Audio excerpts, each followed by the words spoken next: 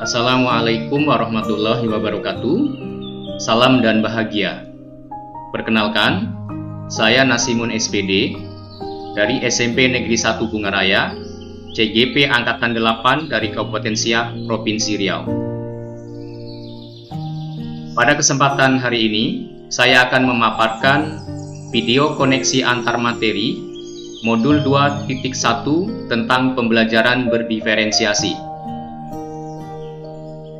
Mengawali pembahasan, menjawab pertanyaan apa yang dimaksud pembelajaran berdiferensiasi, lalu bagaimana hal ini dapat dilakukan di kelas. Pembelajaran berdiferensiasi dapat dilihat dari beberapa aspek pengertian. Pertama, pembelajaran berdiferensiasi adalah usaha guru untuk menyesuaikan proses pembelajaran di kelas untuk memenuhi kebutuhan belajar murid. 2. Pembelajaran berdiferensiasi adalah serangkaian keputusan masuk akal yang dibuat oleh guru yang berorientasi pada kebutuhan murid. 3. Menurut Carroll N. Tomlinson dan Moon dalam Marlina tahun 2020 menjelaskan, pembelajaran berdiferensiasi adalah pengajaran yang mempertimbangkan keragaman peserta didik dan menyesuaikan dengan kesiapan belajar murid, menyesuaikan dengan minat dan bakat belajar murid, dan menyesuaikan dengan preferensi belajar murid. Lalu bagaimana pembelajaran berdiferensiasi dapat dilakukan di dalam kelas? Yang pertama, guru harus menentukan tujuan pembelajaran terlebih dahulu. Yang kedua, menganalisis dan memetakan kebutuhan belajar dengan melakukan asesmen diagnostik. Biasanya, ini dilakukan pada awal tahun pelajaran. Adapun asesmen diagnostik kognitif ialah untuk melihat kesiapan belajar murid. Sedangkan asesmen diagnostik non-kognitif diantaranya ialah bisa dilakukan untuk melihat minat dan bakat daripada murid. Kemudian yang kedua, untuk melihat profil belajar yang dimiliki oleh murid. Yang ketiga, menganalisis penerapan 3 strategi diferensiasi. Dalam pembelajaran, guru dapat menerapkan diferensiasi konten, proses, atau produk. Diferensiasi ini, guru dapat mengambil salah satu atau mengambil dari beberapa diferensiasi yang ada, divariasikan dengan kebutuhan belajar murid. Yang keempat, mengimplementasikan rencana pembelajaran berdiferensiasi dalam konteks pembelajaran di dalam kelas. Yang kelima, melakukan asesmen pembelajaran yang disesuaikan dengan tujuan pembelajaran. Asesmen yang dapat dilakukan ialah assessment for learning, assessment as learning, kemudian assessment of learning. Pembelajaran berdiferensiasi dapat memenuhi kebutuhan belajar murid dengan cara berikut. Guru dapat melakukan pemetaan berdasarkan 3 aspek, yaitu 1. Memetakan kesiapan belajar murid. Yang kedua, memetakan minat dan bakat belajar murid. Yang ketiga, memetakan profil belajar murid. Kesiapan belajar murid. Di sini, guru melakukan pemetaan pengetahuan awal dan menentukan apa yang telah murid ketahui dan di mana kapasitas murid berada. Pada awal tahun pembelajaran atau pada setiap memasuki topik atau tujuan pembelajaran baru, guru harus melakukan pemetaan kesiapan belajar murid. Di sini untuk mengetahui posisi murid berada di mana. Misal, apakah murid sudah mengetahui materi pelajaran yang akan dipelajari? Atau yang kedua, murid sudah mengetahui sebagian materi yang akan dipelajari? Atau yang ketiga, murid secara umum belum mengetahui informasi-informasi materi yang akan dipelajari?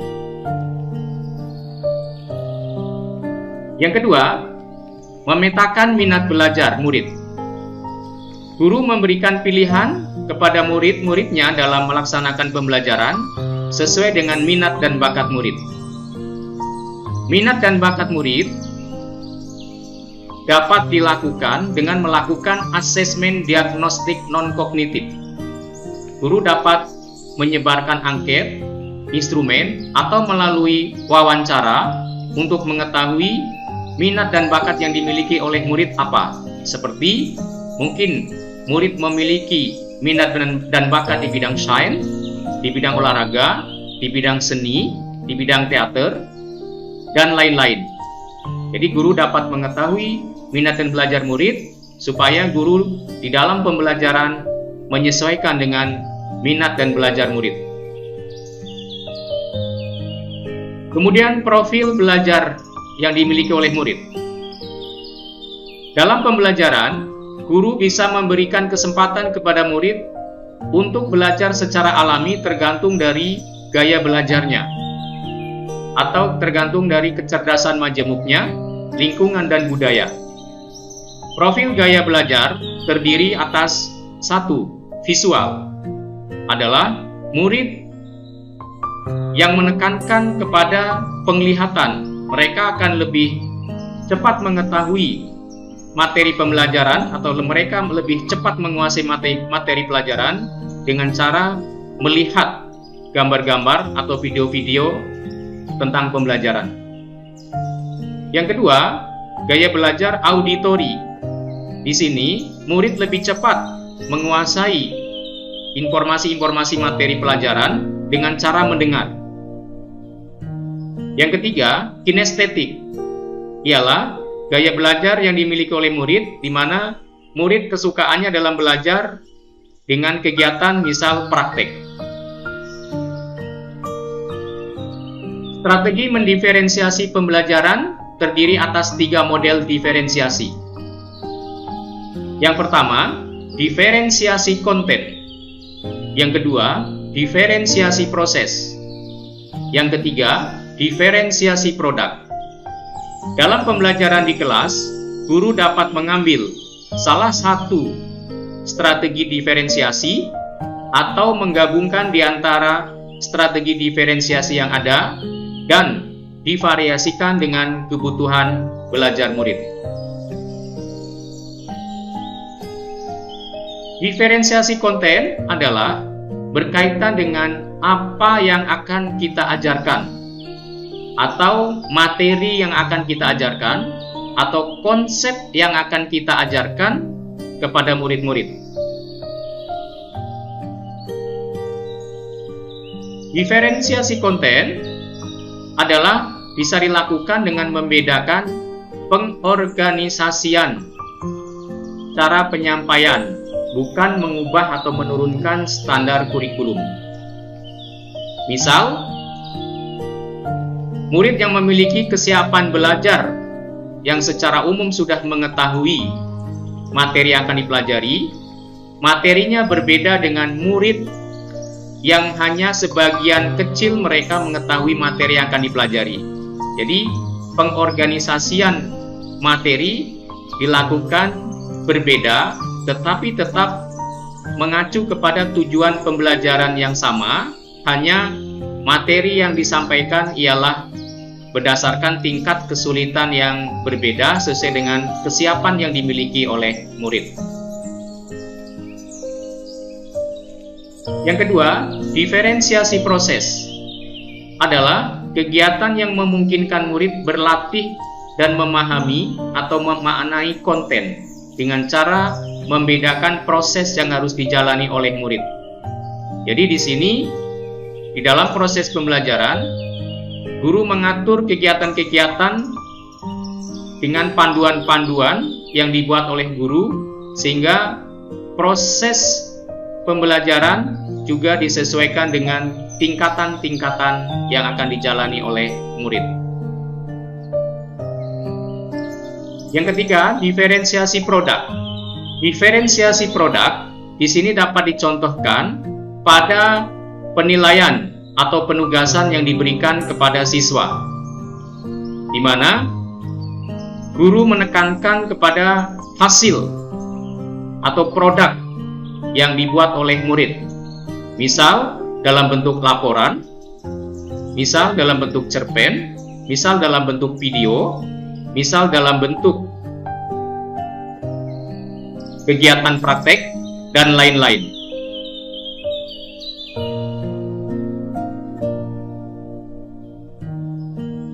Kemudian pertanyaan yang kedua, adakah keterkaitan antara modul pembelajaran berdiferensiasi dengan modul-modul sebelumnya? Keterkaitan modul 1.1 tentang filosofi KHD dengan pembelajaran berdiferensiasi adalah: menurut KHD, pendidikan adalah menuntun segala kekuatan kodrat yang ada pada anak-anak agar murid-murid dapat tumbuh sesuai kebutuhannya untuk mencapai keselamatan dan kebahagiaan. Tugas guru adalah memenuhi kebutuhannya dan menyediakan lingkungan belajar yang memungkinkan setiap murid berkembang secara maksimal sesuai kodratnya masing-masing.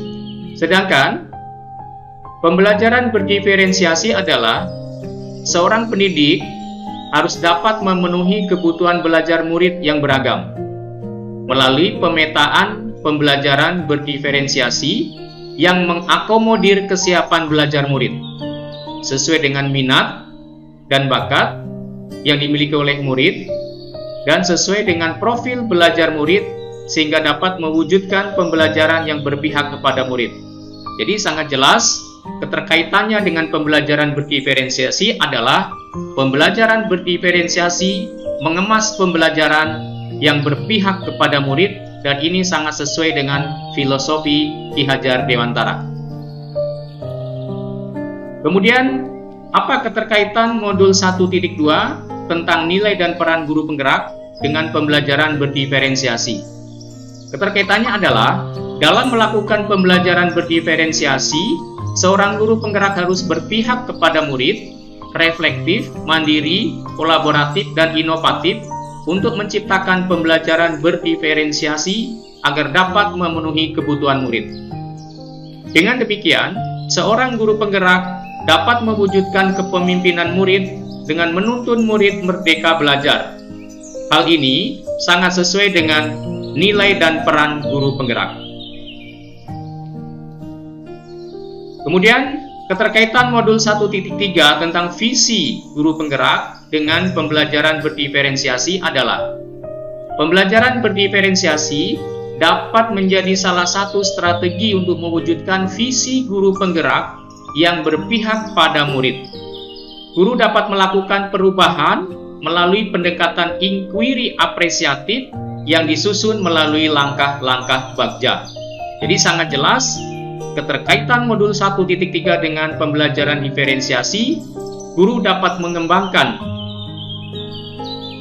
potensi-potensi yang ada pada murid dengan menerapkannya pada pembelajaran berdiferensiasi. Kemudian apa keterkaitan modul 1.4 tentang budaya positif dengan pembelajaran berdiferensiasi? Adalah pembelajaran berdiferensiasi merupakan bentuk penguatan terhadap pelaksanaan budaya positif yang berpihak kepada anak. Untuk menerapkan budaya positif dalam pembelajaran berdiferensiasi, guru dapat membuat keyakinan kelas yang berpihak kepada kebutuhan murid, dan adanya keyakinan yang menunjukkan kewajiban murid menjalankan pembelajaran berdiferensiasi secara mandiri dan bertanggung jawab. Sekian pemaparan koneksi antar materi modul 2.1 tentang pembelajaran berdiferensiasi. Sampai jumpa kembali pada video berikutnya.